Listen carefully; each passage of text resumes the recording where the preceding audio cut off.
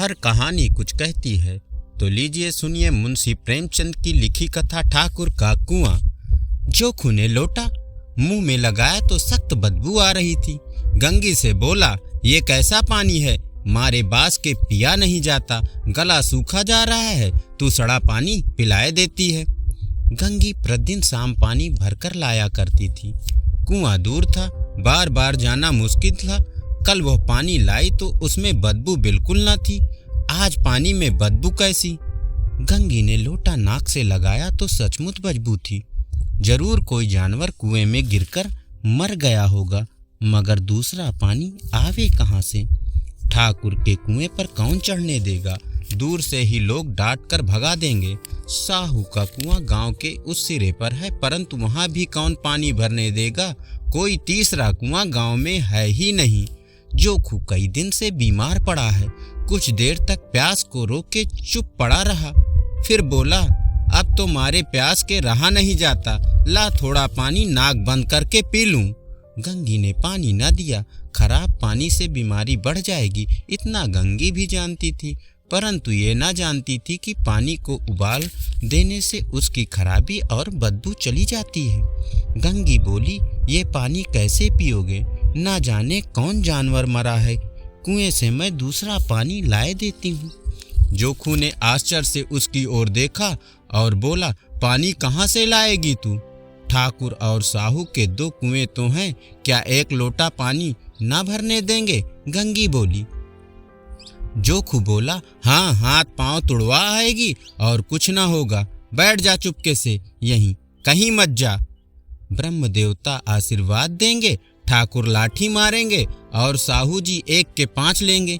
गरीबों का दर्द कौन समझता है? हम तो मर भी जाते हैं तो कोई द्वार पर झांकने नहीं आता, कंधा देना तो बड़ी बात है। ऐसे लोग तुझे कुएं से पानी भरने देंगे?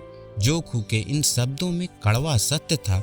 गंगी के पास इस सवाल का कोई जवाब न था, किंतु गंगी ने उस बदबूदार पानी को जोखू को पीने ना दिया। रात को 9 बजे थे। थके मांदे मजदूर तो सो चुके थे, किंतु ठाकुर के दरवाजे पर 10-5 बेफिक्रे जमा थे। मैदानी बहादुरी का न जमाना रहा और न औकात। कानूनी बहादुरी की बातें हो रही थी। कितनी होशियारी से ठाकुर ने थानेदार के एक खास मुकदमे में रिश्वत दी और साफ निकल गए। कितनी अक्लमंदी से एक मार के मुकदमे की नकल ले आए। नाजिर और मुहक्किम सभी कहते थे नकल नहीं मिल सकती, कोई 50 मांगता, कोई 100।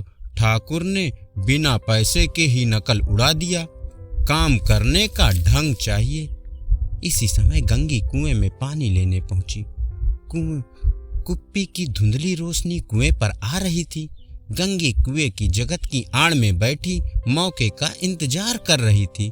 इस कुएं का पानी सारा गांव पीता है, किसी के लिए रोका नहीं, सिर्फ ये बदनसीब ही नहीं भर सकते।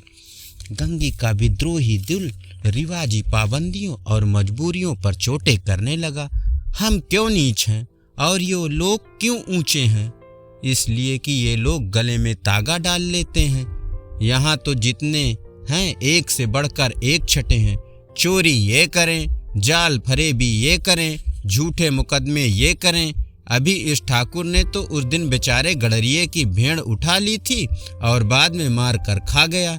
इन्हीं पंडित के घर तो 12 महीना जुआ होता है और ये साहू जी तो घी में तेल मिलाकर बेचते हैं और काम करा लेते हैं और मजदूरी देने में इनकी नानी मर जाती हैं। किस किस बात में हमसे ऊंचे हैं? हाँ, मुंह से हमसे ऊंचे हैं। हम गली गली चिल्लाते नहीं कि हम ऊंचे हैं। कभी गांव में आ जाती हूँ तो रस भरी आंखों से घूरने लगते हैं, जैसे सबकी छाती में सांप लौटने लगता है। परंतु घमंड ये है कि हम सबसे ऊंचे हैं। कुएं पर तभी किसी के आने की आहट हुई। गंगी की छाती धक धक धक धक करने लगी। कहीं ये लोग देख लें तो गजब हो जाए, एक लात भी नीचे ना पड़े। उसने घड़ा और रस्सी उठा लिया और अंधेरे में एक वृक्ष की आड़ में खड़ी हो गई। गंगी पेड़ की आड़ में खड़ी सोचने लगी, कब इन लोगों को दया आती है किसी पर। बेचारे महंगू को इन लोगों ने इतना मारा कि बेचारा महीनों लहू थूकता रहा, इसलिए कि महंगू ने इनका बेगार ना किया था। उस पर ये लोग ऊंचे बनते हैं। कुएं पर स्त्रियां पानी भरने आई थी जो ठाकुर के घर की थी। उनमें बात हो रही थी, खाना खाने चले हैं और हुक्म हुआ ताज़ा पानी भर लाओ। घड़े के लिए पैसे नहीं हैं। हम लोगों को बैठे देख जैसे मर्दों को जलन होती है। हाँ, बैठे पंचायत कर रहे थे, ये ना हुआ कि कलसिया उठाकर पानी भर लाते। बस हुक्म चला दिया, ताज़ा पानी लाओ, जैसे भी हम लोग लौंडिया हों। लौंडिया नहीं तो तुम क्या हो? दूसरी औरत ने कहा। रोटी कपड़ा तुम नहीं पाती, 10-5 रुपए छीन झपट कर ले ही लेती होगी। और तो और लौंडिया फिर बताओ कैसी होती हैं? मत लजवाओ दीदी, क्षण भर के आराम के लिए भी तरस जाती हूँ। इतना काम किसी दूसरे के घर कर देती तो इससे कहीं ज़्यादा आराम से रहती, ऊपर से वो एहसान मानता। यहाँ काम करते करते मर जाओ, पर यहाँ तो किसी का मुँह ही सीधा नहीं होता। दोनों पानी भरकर चली गई तो गंगी वृक्ष की आड़ से बाहर जगत के पास आई। बेफिक्रे भी ठाकुर के द्वार से चले गए थे। ठाकुर भी दरवाजा बंद कर आंगन में सोने जा रहे थे। गंगी ने क्षणिक सुख की सांस ली। किसी तरह तो मैदान साफ हुआ, जैसे अमृत चुराने के लिए जो राजकुमार किसी जमाने में गया था वो भी शायद इतनी सावधानी के साथ और समझ बूझ के साथ ना गया होगा। गंगी दबे पांव कुएं के जगत पर चढ़ी। विजय का अनुभव उसे पहले कभी ना हुआ था।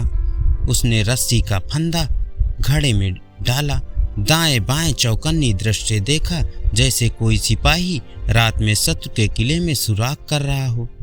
अगर इस समय वह पकड़ ली जाती तो माफी या रियायत की रत्ती भर भी उम्मीद नहीं थी। अंत में गंगी ने देवताओं को याद कर कलेजा मजबूत किया और घड़ा कुएं में डाल दिया। घड़े ने कुएं में गोता लगाया, बहुत ही आहिस्ता, जरा भी आवाज ना हुई। गंगी ने 2-4 हाथ जल्दी जल्दी मारे, घड़ा कुएं के मुंह तक आ पहुंचा। कोई बड़ा सहजोर पहलवान भी इतनी तेज नहीं खींच सकता था। तो गंगी झुकी कि घड़े को पकड़कर जगत पर रखे। तभी एकाएक ठाकुर का दरवाजा खुल गया। शेर का मुंह भी इससे अधिक भयानक न होगा। डर के मारे गंगी के हाथ से रस्सी छूट गई। रस्सी के साथ घड़ा धड़ाम से पानी में गिरा और कई क्षण तक पानी में हिलकोरे की आवाजें सुनाई देती रहीं। ठाकुर कौन है, कौन है पुकारते हुए कुएं की तरफ आ रहे थे और गंगी जगत से कूदकर भागी जा रही थी। गंगी ने घर पहुंचकर देखा कि जोखू लोटा मुंह में लगाए वही मैला बदबूदार पानी पी रहा था। अभी आप सुन रहे थे मुंशी प्रेमचंद की लिखी कथा संग्रह ठाकुर का कुआं। यदि कहानी अच्छी लगे तो लाइक करें। धन्यवाद।